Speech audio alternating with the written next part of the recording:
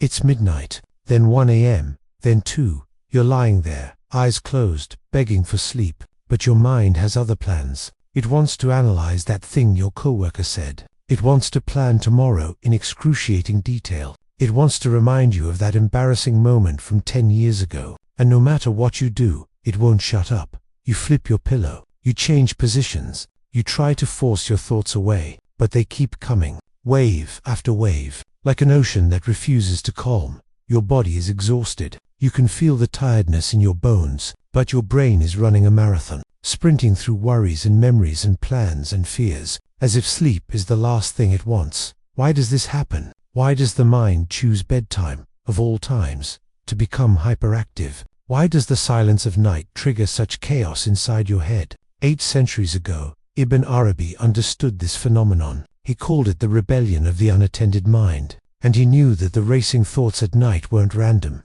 They were the accumulated noise of everything you ignored during the day. Think about your days. From the moment you wake up, you're busy, working, scrolling, talking, moving, doing.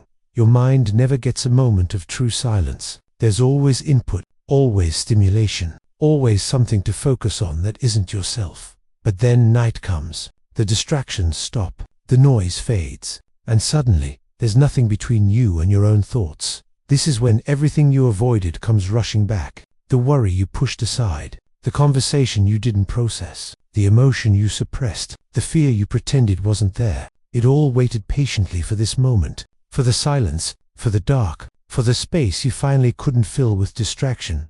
Ibn Arabi wrote, "The mind does not create chaos at night. It reveals the chaos you carried all day." Your racing thoughts aren't a nighttime problem. They're a daytime problem that only becomes visible at night. You're not struggling to sleep because something is wrong with your nights. You're struggling because something is wrong with your days. All day long you accumulate mental debt. Every thought you don't complete, every emotion you don't feel, every worry you push away, it doesn't disappear. It goes into a queue, and that queue empties itself the moment you stop moving. This is why busy people often have the worst sleep, not because they're more tired, because they've accumulated more debt, more unprocessed thoughts, more avoided feelings, more mental clutter that has nowhere to go except into the silence of night. So what's the solution? More distraction. A podcast to fall asleep to, a TV show running in the background. That might work temporarily, but it's not a solution. It's a delay. You're just pushing the debt into tomorrow night, and the night after, until eventually, no distraction is strong enough to drown out the noise. Ibn Arabi's solution was different. Instead of avoiding the thoughts, he taught people to empty their minds before bed, not at bedtime. Throughout the day, here's what this looks like. First, process as you go. When a thought comes during the day, don't push it away. Give it attention. Even 30 seconds. Ask yourself, what is this thought? What does it need? Can I address it now or schedule it for later? Most racing thoughts at night are just thoughts that wanted attention and didn't get it. They're not emergencies. They're neglected children of your own mind, throwing tantrums because you ignored them all day. When you acknowledge thoughts during the day, they don't need to scream at night. They've been heard. They've been processed. They can rest. Second, create a daily clearing ritual. Ibn Arabi recommended a practice at sunset, a few minutes of sitting with whatever the day brought, not meditating, not forcing calm, just letting thoughts surface, letting emotions be felt, giving your mind a chance to empty before the night demands sleep. You can do this too. 5 minutes before you start your evening routine, sit somewhere quiet, and just let your mind wander. Don't direct it. Don't fix anything. Just watch what comes up, acknowledge it, and let it pass. This is like draining water from a bathtub. You're releasing the accumulated pressure before it has a chance to explode at midnight. Third, write it down. This is powerful. When your mind races at night, it's often because it's afraid of forgetting. It keeps repeating things because it doesn't trust you to remember. It's trying to help, in its anxious, counterproductive way. Keep a notebook by your bed. When a thought won't stop, write it down. You don't have to solve it. You don't have to do anything with it. Just capture it. Tell your mind, I've got this. It's recorded. We'll handle it tomorrow. Often, that's enough. The mind relaxes because its job is done. The thought has been saved. It doesn't need to keep repeating. Ibn Arabi wrote, "The mind races when it fears being unheard. Give it a listener, and it will quiet. You are the listener your mind needs, not a distraction." not a suppression, a genuine, attentive listener who acknowledges what arises and creates space for it to be. But there's a deeper issue here, one that Ibn Arabi considered the root cause of all mental restlessness. Fear. Your mind races at night because it's afraid of tomorrow, afraid of failing, afraid of things going wrong, afraid of being unprepared, afraid of the unknown that waits on the other side of sleep. The thoughts that keep you awake aren't random, they're almost always fear. Worries about work, anxieties about relationships, concerns about money, fears about health. Your mind is trying to protect you by planning for every possible threat, but this protection backfires. You can't plan your way to safety at 2 a.m. You can only exhaust yourself trying. The fears don't get resolved, they just multiply. Each worry spawns 10 more. Each fear branches into a dozen scenarios, and before you know it, you're drowning in an ocean of anxiety that sleep cannot reach. Ibn Arabi's approach to this was radical. He taught that the only way to quiet a fearful mind is to surrender the illusion of control. Read that again. Surrender the illusion of control. You lie awake planning because you believe planning will keep you safe. You worry because you think worrying will prepare you. You try to control the future because you're terrified of uncertainty. But you don't control the future. You never have. You never will. All the planning in the world won't protect you from life's unpredictability. All the worrying in the world won't prepare you for what actually happens. Ibn Arabi wrote, "The restless mind believes it can think its way to peace, but peace comes only when thinking surrenders to trust. Trust, not in a specific outcome, not in things going your way. Trust that whatever happens, you'll handle it. Trust that you've survived everything so far. Trust that tomorrow will bring what it brings, and you'll meet it when it arrives. This trust doesn't come naturally, especially in the dark, especially when you're tired, but it can be practiced. When the worries come, instead of engaging them, try this: I cannot solve this tonight. I will deal with it tomorrow. Whatever happens, I will handle it."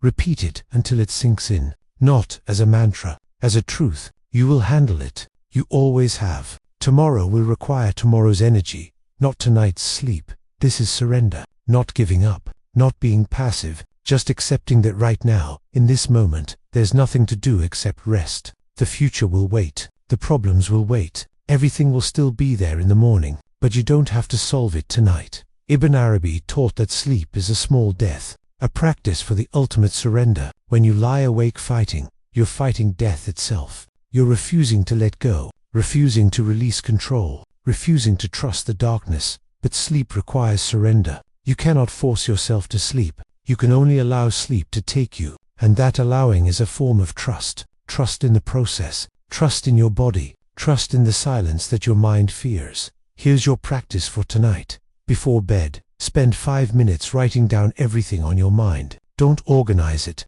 don't judge it, just dump it onto paper. Tell your mind, there, it's captured. We're done for today.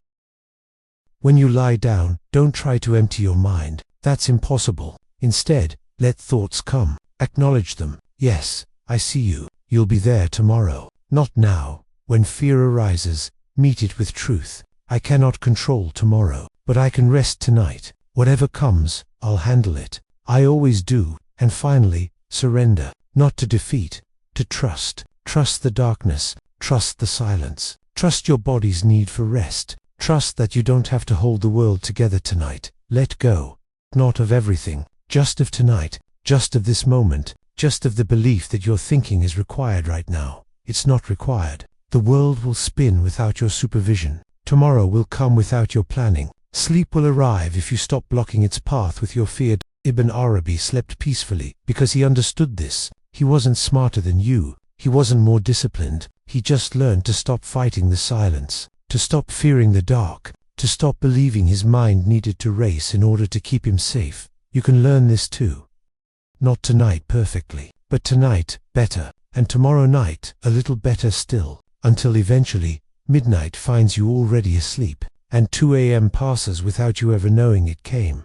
Your mind is not your enemy. It's a scared child trying to protect you the only way it knows how. Acknowledge it, thank it, and then gently, firmly, tell it, not tonight. Tonight, we rest. Tonight, we trust. Tonight, we sleep.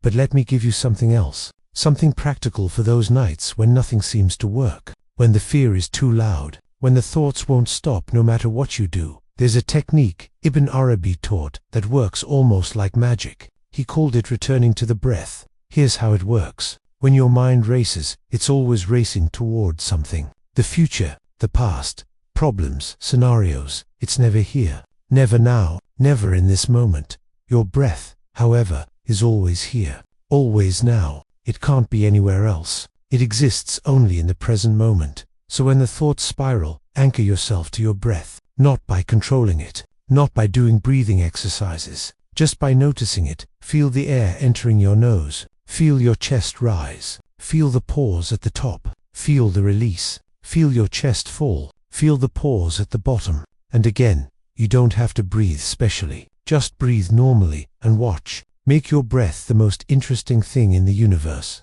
more interesting than your worries, more interesting than tomorrow's problems, more interesting than the embarrassing thing you said 5 years ago. Every time your mind wanders, and it will wander, gently bring it back. No frustration, no judgment, just a gentle return. Oh, I drifted. Back to the breath. This works because the mind can only focus on one thing at a time. When it's fully occupied with the breath, there's no room for racing thoughts. They can't compete with something you're actively paying attention to.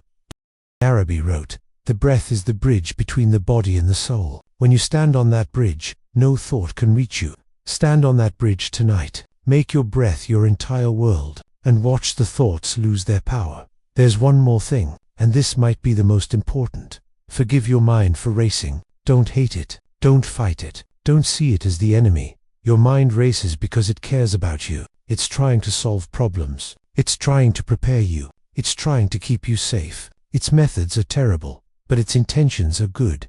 When you fight your mind, you create more tension, more resistance, more wakefulness. But when you accept your mind, thank it for trying, and gently redirect it, something softens. Try this. Thank you, mind, for trying to help. But I don't need protection right now. I'm safe. We can rest. It sounds simple, maybe even silly, but it works. Because your mind isn't used to being thanked. It's used to being hated, being fought, being drugged into silence. When you approach it with kindness, it doesn't know what to do, and in that confusion, it often quiets. Ibn Arabi believed that the relationship with your own mind should be like the relationship with a beloved friend, patient, kind, understanding, not adversarial, not combative, not a war every single night. Make peace with your mind, not because it deserves it, because war isn't working, because fighting hasn't brought you sleep, because there might be another way. Here's your complete practice for tonight. 1. Before bed, write everything down. Empty your mental inbox onto paper. 5 minutes. No organizing, just dumping. 2. Spend a few minutes with your eyes closed, just allowing. Let the thoughts come. Acknowledge them. Let them pass. Don't fix anything. 3. When you lie down, return to your breath. Make it your anchor. Every time you drift, gently come back. 4. When fear arises, meet it with truth. I'll handle tomorrow. Right now, I rest. 5. Forgive your mind for racing. Thank it for trying, and gently redirect it to the breath. 6. Surrender, not to defeat, to trust. Let go of control. Let go of planning. Let go of solving. Just for tonight, you won't do this perfectly. That's okay. Perfection isn't the goal. A little better is the goal. A few more minutes of sleep. A few less hours of racing. A slightly more peaceful relationship with the night. Over time, these small improvements compound. The practices become habits. The habits become nature. And one day, you'll realize that falling asleep isn't a battle anymore. It's just sleep. Ibn Arabi reached that place. After years of restless nights, after years of fighting his own mind, he reached a place where silence was welcome, where darkness was friend, not foe, where sleep came easily because he stopped pushing it away. That place exists for you too. Not tonight, maybe, but soon. If you practice, if you persist, if you stop fighting and start surrendering, the night isn't your enemy. Your mind isn't your enemy. They've just been misunderstood, approached wrongly, fought when they needed friendship.